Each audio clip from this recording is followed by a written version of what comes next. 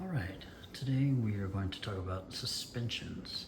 Okay, the easiest way to think about it is just to take this third and we're going to, you don't want to add the third, you're literally going to bring or quote suspend this major third. We're going to bring it up to the 4th degree of the scale.